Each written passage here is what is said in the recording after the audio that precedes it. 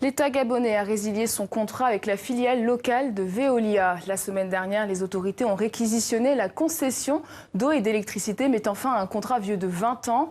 Avec nous sur ce plateau, Ike Ngouoni, porte-parole de la présidence gabonaise. Bonsoir. Bonsoir. Alors, le groupe français Veolia dénonce une grave violation des règles de droit, se dit victime d'une expropriation brutale de la part de l'État gabonais. On écoute le secrétaire général de Veolia et on revient tout de suite après.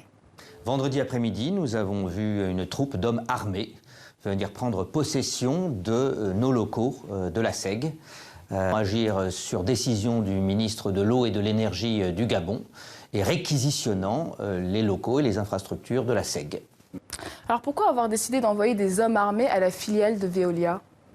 Alors, je vais commencer par dire que tout cela est un grossier mensonge. Les propos qui sont tenus par ce monsieur sont non seulement outranciers, mensongers, mais aussi d'une rare indécence à ce niveau de responsabilité. Il faut préciser une chose. Il s'agissait bien évidemment d'un acte juridique, un acte de réquisition d'usage de la Société d'eau et d'énergie du Gabon dans le cadre de la préservation de l'intérêt général. Il y a eu un huissier de justice qui a été accompagné par quelques éléments, moins d'une dizaine, de police non armées, qui se sont donc présentés et qui ont donc présenté tout simplement le dossier, l'arrêté de réquisition de la Société d'eau et d'énergie du Gabon. Il n'y a pas eu de brutalité, il n'y a eu aucun incident. Il ne s'agit pas donc de ce que ce monsieur décrit comme une grave violation. Et pour quelle raison vous avez rompu brutalement la concession ? On n'a pas rompu brutalement la concession. La concession est arrivée à son terme au mois d'avril 2017.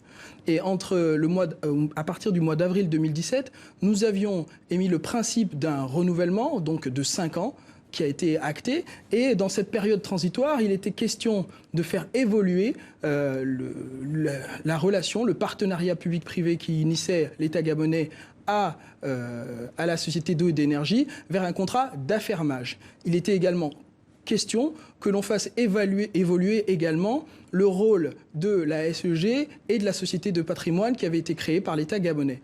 Donc il ne s'agit pas d'une spoliation, il ne s'agit pas d'un acte brutal, il s'agit d'un acte réfléchi dans le but de préserver les intérêts stratégiques et fondamentaux de la population gabonaise qui sont un accès tout à fait normal et régulier à l'eau et à l'électricité en République gabonaise. Est-ce que vous aviez déjà notifié votre mécontentement ?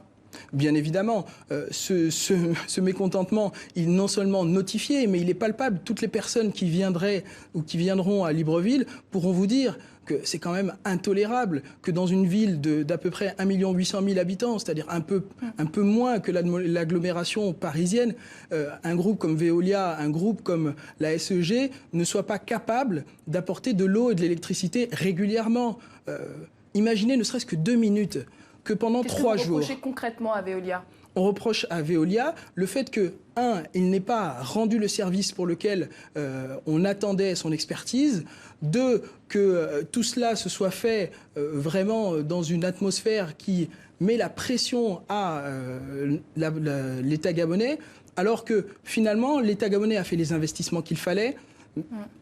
À accompagner la Société d'eau et d'énergie du Gabon. Justement, dans ce dossier, Veolia vous reproche à l'État gabonais de ne pas avoir assez investi dans les infrastructures de production, type barrages, centrales et transports. Des investissements qui vous incombaient. En clair, Veolia vous renvoie à vos responsabilités. On écoute.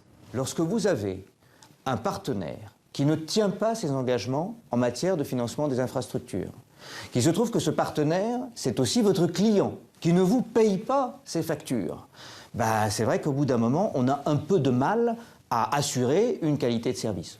Dans l'intervalle, le Gabon a dû faire face à une croissance démographique importante, signe de la vitalité du pays.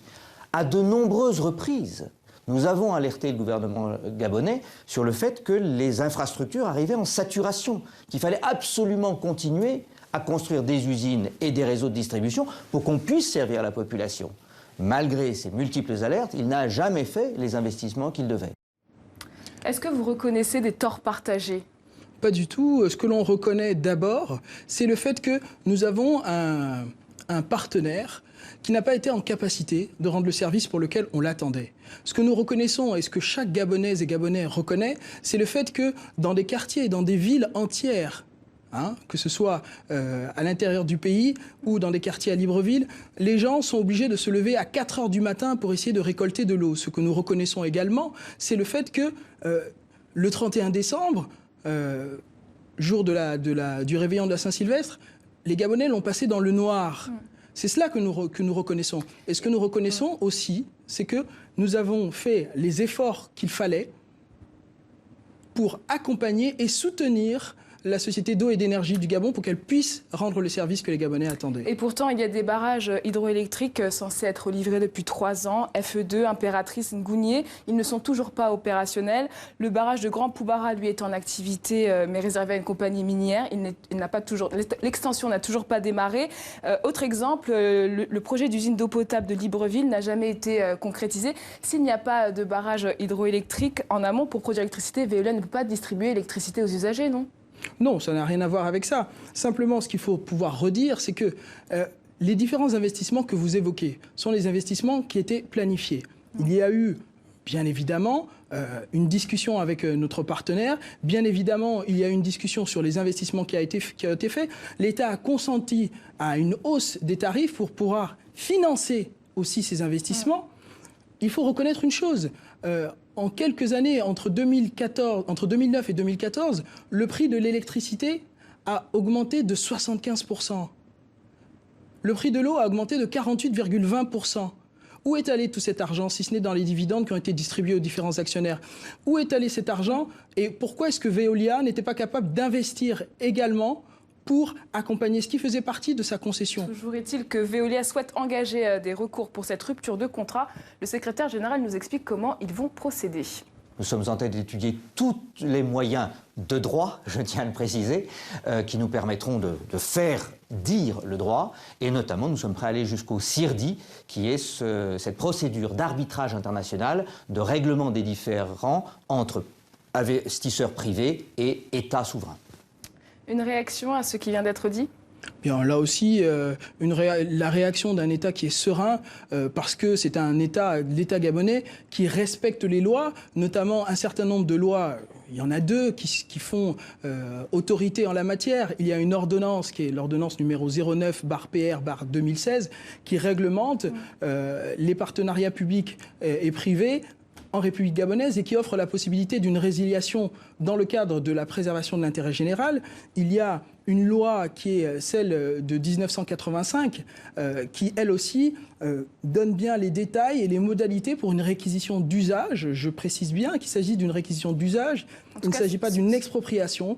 Cela fait 20 ans que Veolia détenait cette concession. Vous l'avez même reconduite en mars 2007 pour 5 ans, avant de finalement la résilier 11 mois plus tard. Est-ce que cette contradiction ne risque pas de vous porter préjudice au sein des justices internationales ?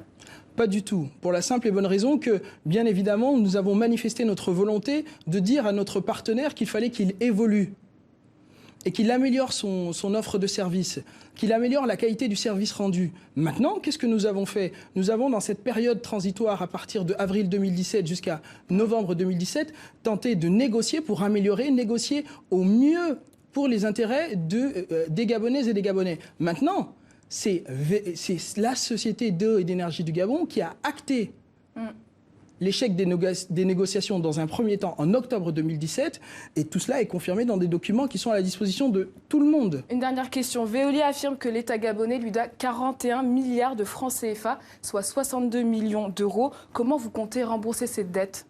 Bon, on ne va pas rembourser une dette qui n'existe pas. Ces montants sont totalement fallacieux. C'est encore un grossier montage. Non. Aujourd'hui, quand on fait les comptes... Vous ne rembourserez pas la dette ? Non, ce n'est pas qu'on ne remboursera pas la dette, mais la dette n'est pas de ce niveau-là. Et il faut que nos amis de Veolia également apprennent aussi un petit peu à compter. Ce qui est important, c'est qu'il y a aujourd'hui, la dette, elle est de un peu moins de 4 milliards de francs CFA. C'est tout. Merci beaucoup, Aïk Ngouni, d'avoir répondu à nos questions.